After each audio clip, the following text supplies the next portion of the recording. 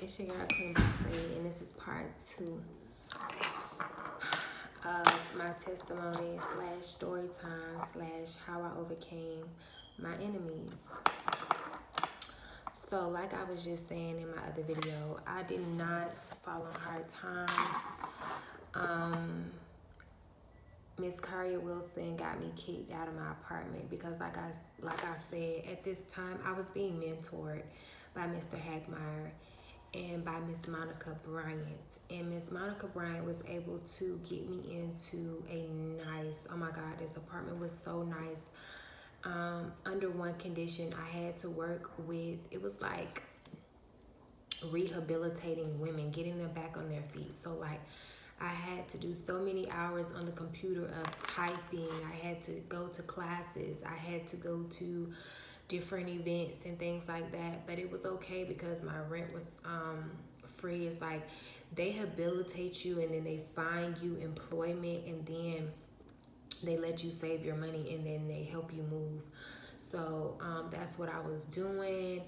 And it's like the rules was you cannot have anybody sleep over, which I totally understand, because if you just was homeless and you didn't have nowhere to stay, how all of a sudden you got somebody that needs to stay with you? Like, it don't make sense. So I was cool with the rules. Like, your guests had to be gone by I think 11 o'clock or 12 o'clock. 11 o'clock or 12 o'clock. You know, if I'm wrong about that, I'm wrong. But it's either 11 or 12 o'clock. So she would come to my house. She would leave her daughter at my house. Like I said in the other video, she wouldn't do that a lot. She wouldn't leave her daughter a lot, but she did on 2 different occasions. One too many times. Because she's the type of person, she does ecstasy pills. She's addicted to them. She is a drug. She drink. She is an alcoholic. She drink till she get drunk. So I hadn't ever thought about leaving my child with her. And I think I left my child with her one time. This guy took me on a shopping spree. He took me to Orlando and he took me shopping. And I got her 3 outfits and brought them back to her as, you know, as the way of saying thank you. But I was literally gone for like 4 hours, 5 hours. Like, we literally left at like 12 and was back by 5. No, she would leave her daughter and I would be like, okay. She'd be like, oh, I'm finna go right here. I'll be right back. And the next day I'll roll around and then she'll come get her daughter. And it's like, I never did her like that. Like I said, she only watched my daughter one time. And I told her straight up, can you watch my daughter for a few hours? My friend, my little boo thing, want to take me shopping. And so I was back before the sun went down. Like, I was back before 5 or 6 o'clock. And I had some gifts to give her. I got her like 3 shirts, some pants or whatever. You know, nothing much, but something, you know, something is better than nothing. It's the thought that counts. Like, when you go out and you come back, you don't have nothing for me. You act like nothing never happened. These are the same girls that they didn't have a car at the time. I would loan them my car, and then I would be calling them, asking them like, where y'all at? Where y'all at? Where y'all at? You know what I'm saying? I loan you my car. You're supposed to be back by a certain time, and you're not even back by that certain time, and you think it's funny. I gotta call you to ask you where my vehicle is. And then these people wonder why they don't have a vehicle. They're not as blessed as me. They wonder why, because you got that spirit of just being ruthless and being envious and being jealous. Like, it made them feel good that they had my car all night, and now I gotta call you and ask you for my car. That made you feel good. That's why God put me in a brand new car, right? So I had this rental car for like 4 months, y'all. Like, God was not playing. Every time they would do spell work and try to knock me down, like, God would just expedite me. Like, I would shoot like a rocket. So thank you, guys. Keep doing what you're doing. Keep working hard. So I traded my rental car in and got another one. I got an even better one, an even bigger one, more roomy. Just it was just black on the outside, leather seats. Just, it was luxurious. And I remember God speaking to me so clearly. Like, she was sticking to me like like she was my hip bone. Every time my car moved, she wanted to be in it. Come get me. Da da da da da da da. But I had bought me a vehicle, you know, and so I was like, I had my vehicle and I had the rental car. And so when it came time for me to turn the rental car in, I was asking her, can she drive my truck up there to the rental car place for me so then I can, you know, jump in my truck. And, you know, I didn't want to just drive the rental car back up there because then on my own, because then how am I going to get from up there? Excuse me, you guys. So I was like, I'm finna go turn my rental car in, you know, can you drive my truck up there? Da, da, da, da. And she was like, yeah, I can. She was like, but, and this is the thing with these people. They don't ask you. They tell you what you gonna do, how you gonna do it. And they tell you what they gonna do and how they gonna do it with your stuff. So she was like, oh, no, you're not turning that rental car in. I was like, yeah, I am today. And she was like, no, I'm gonna get that rental car from you. I'm gonna take over the payments. And I was like, oh, you is? She was like, yeah, I'm gonna get that rental car from you. I'm gonna take over the payment. So call the rental car place and let them know that you're not turning the car in today and I'll be taking over the payments.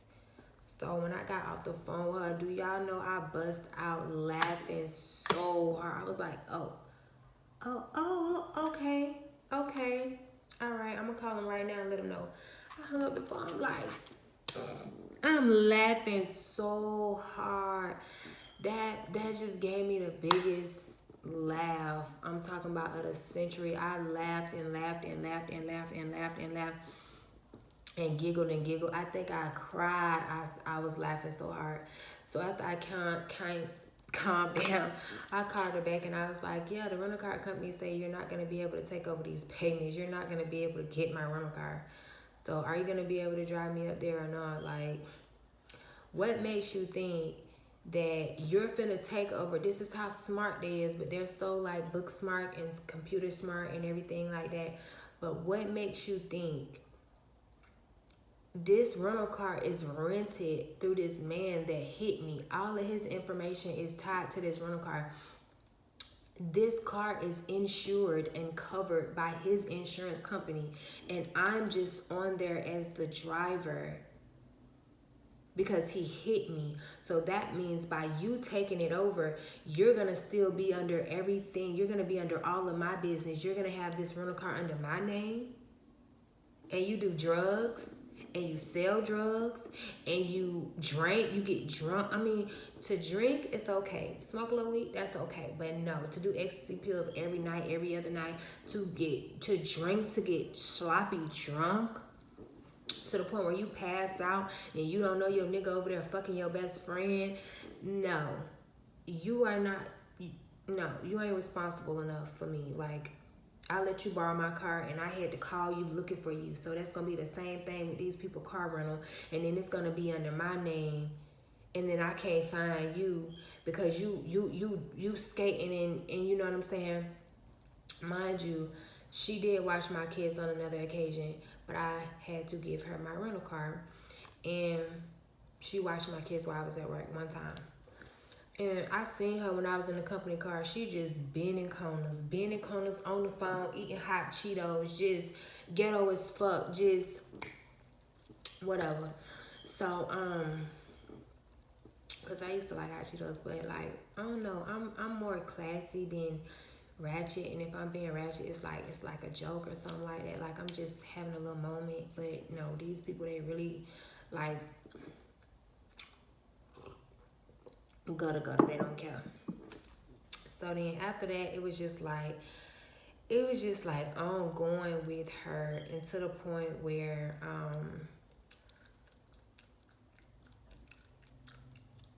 we got into it. Now this is the thing about this dysfunctional gang, this dysfunctional secret society, right?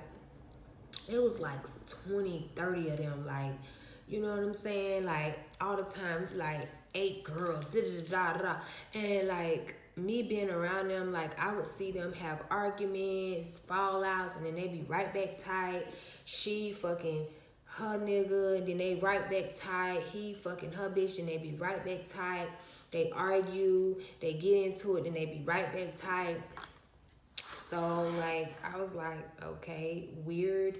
But they want to normalize that, but that's very dysfunctional. It's very evil. It's very demonic. It's very possessed. It's very leechy. It's very, not bold, scary,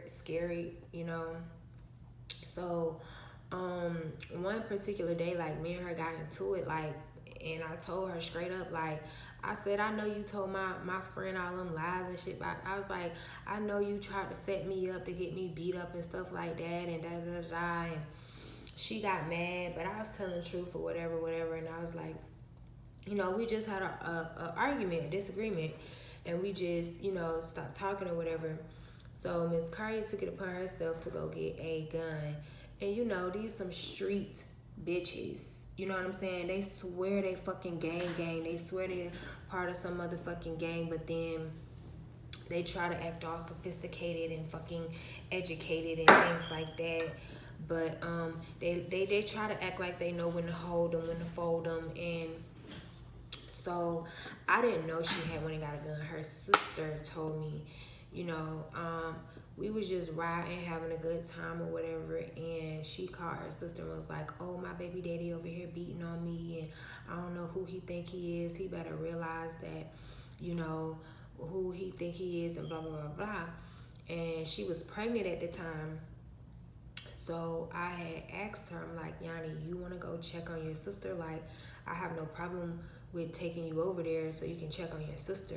And like her eyes got big as quarters, and she was like if I go over there, I'm gonna get beat the fuck up or some shit, or I'm gonna get hurt or some shit. And she was like, man, y'all better stop beefing, cause Kyria went and got a gun, and I don't think she playing with you. Like, I don't think she playing around with you. And I was like, what? I was like, she ain't gonna get no motherfucking gun from me. Like, my mind just wouldn't register it. But, like, this is her sister. Like, she know her. She know what she up to. Like, and then it's so funny. Like, you done been through plenty beefs. You done been, girls get on Facebook and cuss you out and talk about how your house stink and talk about this and that and everything like that, and you ain't go get no gun, and you done fell out with 5 different people within this clique that you in. You ain't never went and got no gun, but now all of a sudden you pop up with a gun, you know what I'm saying, now that we beefing or whatever. So I went over there, and literally she was like, oh, she's trying to act out tough and shit like that, talking about something, oh, I'm good, I don't need nobody to come check on me because it was me. She talking about, oh, I don't need nobody to come check on me because I got my piece like that. And she was like patting her purse or whatever. She was like, yeah, because I got my piece or whatever, and I know how to get a nigga up off of me. So I was like, okay, well, everything good, let's go, Yanni, or whatever. And I still, to this day, I just really found it very disturbing, like, that if it came down to us like fist fighting or getting into a fight or whatever, like, she planned on unaliving me. She planned on taking my life, so God was telling me at that time to separate myself from her, cut her off, do not interact with her no more, don't talk to her no more, don't speak to her no more, like, literally cut her off. And at first I was kind of like, okay, I'm gonna cut her off. Like, he was just telling me to cut her off, but like, he was gonna let me know when exactly to cut her off, like the date, the time, the hour, and everything. Because I remember one time we was in my rental car, and we was parked out front, and we was just in the car, just vibing, smoking, chilling, listening to music, right? And God was like, I want to bless you with so much more, but I can't bless you with these things because the person that you have in your car with you will steal it from you. They will take it from you. They will tear it down. They will terrorize it. God spoke to me so clearly about who this person was and what she will do and what she's capable of and her intentions. And he was like, if you disconnect from these people, like, I want to bless you. Like, this is a rental car, but I want to bless you with a brand new car. Like, but you cannot be connected to these people. And I just looked at her like, and she like, you okay? I'm like, yeah, I'm good. But it's like God was speaking to me about this particular demon, about this particular person. Like, and they just do and do and do and do and do, and they don't have no like type of conscience. This is the thing with these people. They don't have no conscience when it comes to anything that they do, anything that they say, right? So some things had went down between me and one of my kids' father, and I was in a situation where like I needed her help. I needed her to, you my sister, supposed to be my god sister, you're supposed to be my friend. And she hit me up, and I told her what happened, and she was just on the phone like laughing and smirking. Like I was reading her energy through the phone. Like she wasn't laughing loud enough for me to hear it, but I just, I felt that energy, and I told her what was wrong and what was happening. Do you think she lended me a hand? Do you think she offered to help me? Do you think she offered to bring me a 99-cent cheeseburger? Do you think she offered me a ride? Because she didn't at this time. She had a vehicle. No, she didn't offer me no help, no assistance. And she did this on every occasion. Like every time God allowed me to fall and I needed her to step up and be my friend and be my sister, she was blowing it. I try to find my friends, but they blowing in the wind. And everybody saw her do this to me. Everybody seen like moments where I would fall and needed her help, and she would be at the bar getting drunk. Oh, she would be with people that wasn't giving her rides, wasn't there when they needed her. She would be hanging out with them and toasting it up with them and things like that. And she repeatedly did this like through our whole friendship or whatever. And she would only use me. She would only come around when she needed a ride. She would only come around when she wanted food. Like I was the type of friend, like you could call me and be like, girl, what you cook today? And I'd be like, girl, I cooked some smothered pork chops, some yellow rice, some cornbread, some cabbage, and some beans. And then I baked the chocolate cake. Like that's the friend that I was. And they'll be like, girl, I'm coming by to get. They came by and ate every single day that I cooked oxtails, greens, macaroni and cheese with bacon on top, cornbread, yams. That's how I was throwing down on a Tuesday. It wasn't Christmas. It wasn't Thanksgiving. That's how I would cook on a Tuesday. They would call me on a Wednesday, girl, what you cook? Girl, I cooked some turkey wings, some smothered turkey wings, some rice, some beans, and then I fried some pork chops.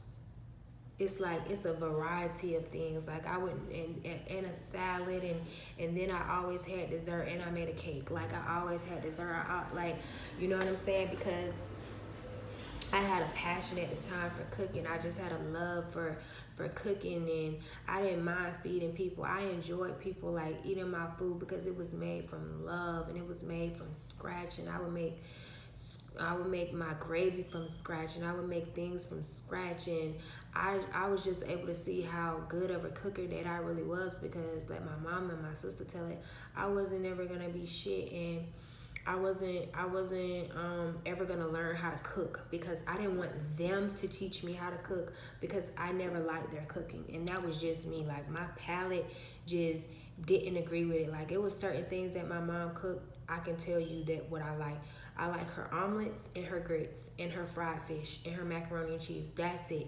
Everything else was disgusting to me. The spaghetti, and she know how to make some mean dirty rice. That's it. Other than that, she just gonna fry pork chops, fried chicken.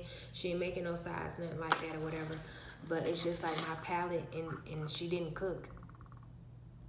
You know what I'm saying? Like I was cooking every day. They could at least come to my house, get a plate of food. They would come eat. And yeah, so I was just like, I moved and I cut this individual off because it's just like they just kept doing the same thing. Would try to steal, I went and got a truck. 2 years later, she goes and get a truck. Like everything that I do, I started a little business. 2 years later, like we were still friends on Facebook. So like when I did, because I'm not like a Facebook junkie, but when I did get on and I'm strolling, like now you see she done started a business. But where did you get that from? Where did you get that idea from to just start your little small business? You got it from me. But then they act like, no, we didn't get anything from you. No, we don't get anything from you, blah, blah, blah. But it's like every time I needed this person to be my friend, like she was just so bound and bent and had other things to do, and it's just a lot of things was just funny to her that would happen to me, and you know, things that would happen in my life, it would be funny to her, and that's because she was doing witchcraft and she was doing magic and things like that. So I'm gonna get into it, how she just popped back up in my life and she just think that it's all gravy, and I'm like, no, you don't remember doing this, you don't remember doing that, you don't remember not being a good friend to me. No, oh my God, like you are somebody I call my God sister, like, and then it's how she tried to come back into my life. Like I'm gonna make the thumbnail what she texted me. Like she came at me like I was a full-blown crackhead. Like I have no knowledge or no common sense of what I'm doing out here. Like I couldn't believe how she had stepped to a real one. I couldn't believe how she had stepped to a real queen after I've been out here on my own all this time, taking care of business and taking care of myself and taking care of my own children. Like she the type of female that she get help from her mama, she get help from her grandma, she get help from her stepdaddy, she get help from her sisters, she get help from her baby daddies, and that's with her finances. Like I remember her grandma buying her clothes and things like that, her mom paying for her daughter to go to private school. These are all things that does not have to come out her pocket. I gotta buy my own clothes, you know, and no shade to anyone that, you know, that's good if you got a grandma in your life that want to pour into you, but you can't be out here screaming, oh yeah, I do everything myself. No, you don't do everything yourself. You don't do everything yourself. Like I would literally watch her, like if her grandma wasn't buying her clothes, she wouldn't buy no clothes. She would go buy night clothes. She would literally go to Walmart and buy those night shorts with the little shirt, and she would literally wear that at night and wear that in the streets. Like, where you going, girl? To sleep? Yeah, obviously. And get drunk and go to sleep. Like, but to go into a store, to go into Hollister, like I was going into the mall, into Hollister, and buying the pants, buying the shorts, going into what was my other store, Aeropostale, and buying the shirt, buying the pants, buying $200 shoes. Like, no, if her nigga don't buy her if her nigga don't buy her some shoes, she ain't gonna have none. If her grandma don't buy her some shoes, she ain't gonna have none. If her mama don't pay her child care, she ain't gonna have none. Like, she one of them people, but she'll get online, yeah, I do everything myself.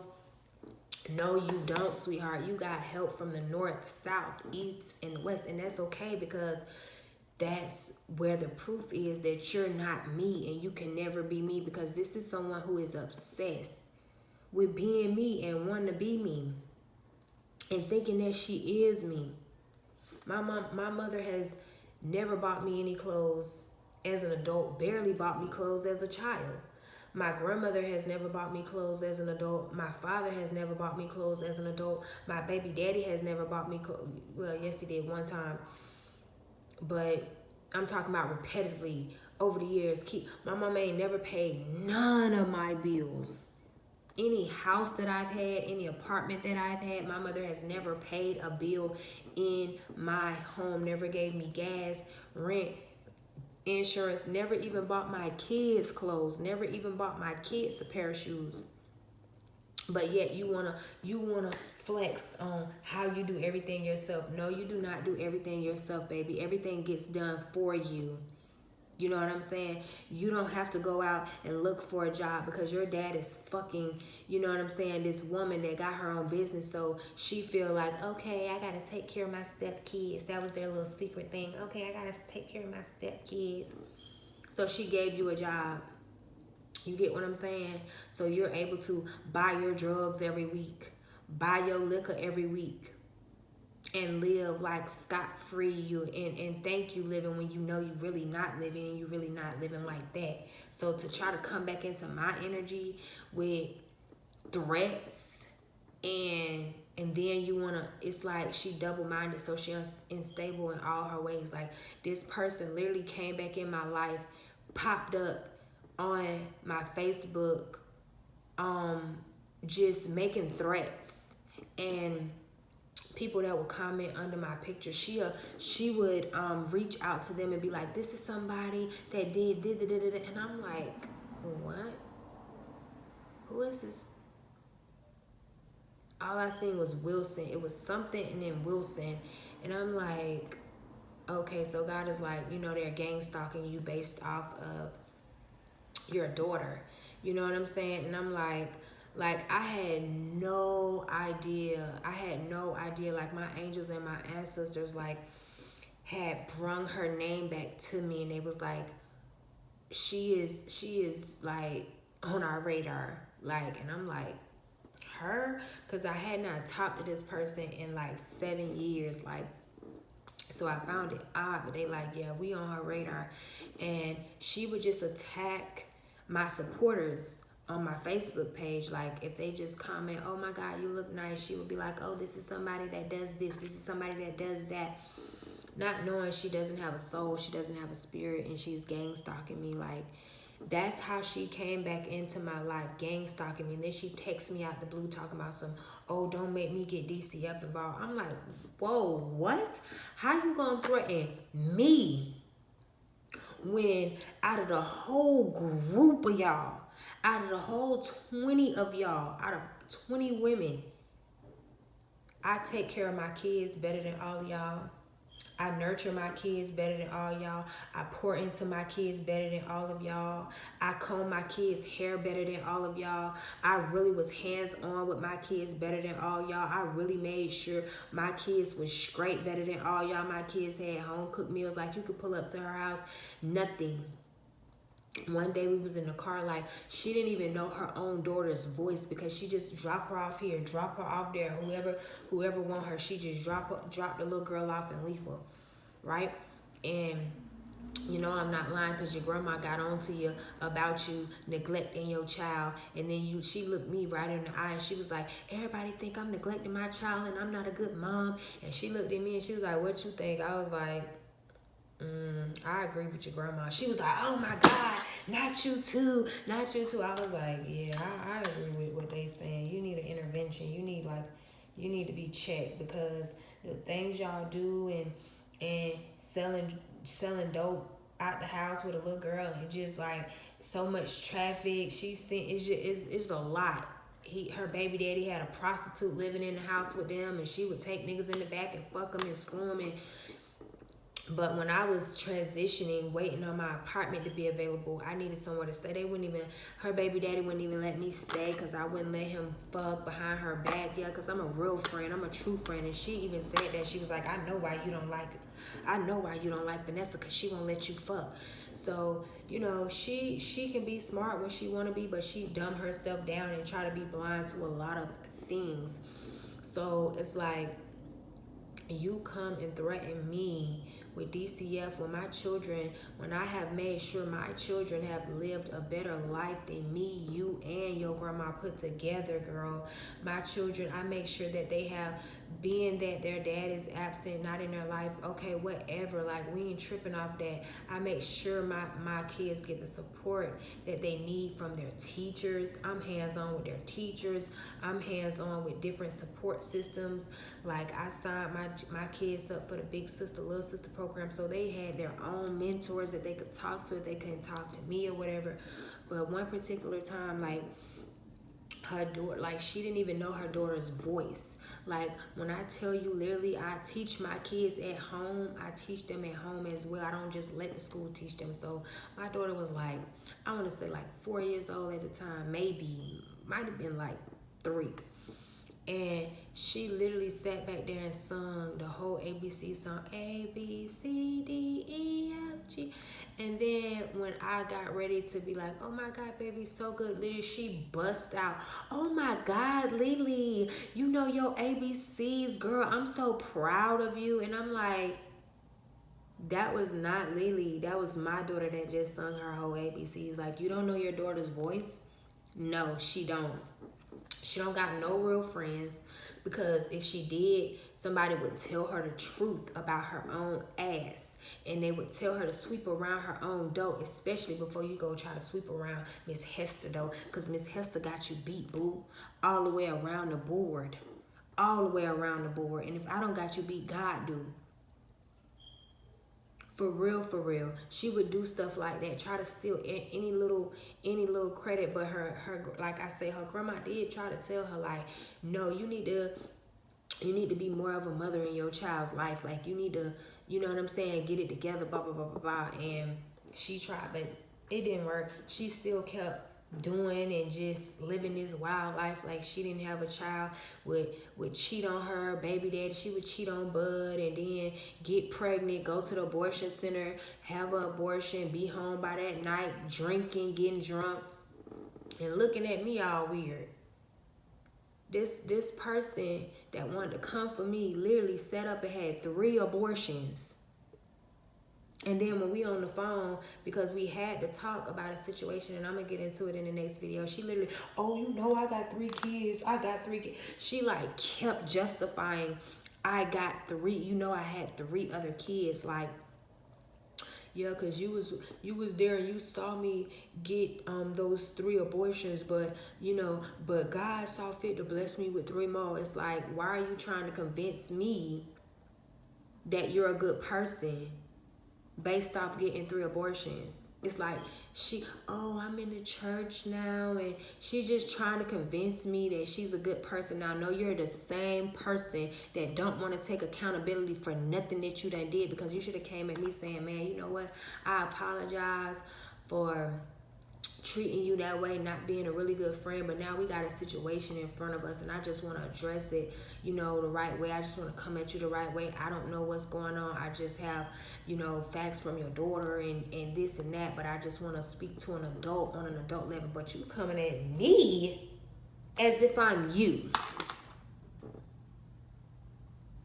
And baby, we can be all the way funky, because I'm putting my shit out there too. Being on drugs and trying a drug is 2 different things. Let's make that clear. 2 different things. And see, this is what these gang stalkers will do. They'll suck you into their world, and they'll be like, oh, you want to try X pill? I tried an X pill one time with her, after she take them every goddamn Friday. Every Friday, Saturday, and Sunday, she popping X. Friday, Saturday, and Sunday, she drinking. After she get off work that night, they drinking every night, right? So I tried an ecstasy pill. It's not for me. I don't like it. It's not my cup of tea, baby. It's not for me. And then they'll be like, oh yeah, you was doing it too. No, I did it. I tried it. You live. That's the life that you live. I don't live that lifestyle. My brother did the same thing. Oh, if you want to hang out with us, you got to do an ecstasy pill. And I'm like, I was about to say, man, I don't want to fucking hang out with y'all. But I did it anyways. I tried it that one time. Tried it. Oh my God, it's around the whole town that I'm on drugs. I do ecstasy, and it's like, I swear these is the dumbest fucking people ever. But it's like, you know, that's what they do when really they're the crackheads. Really, they can't live without ecstasy. They can't live without getting drunk.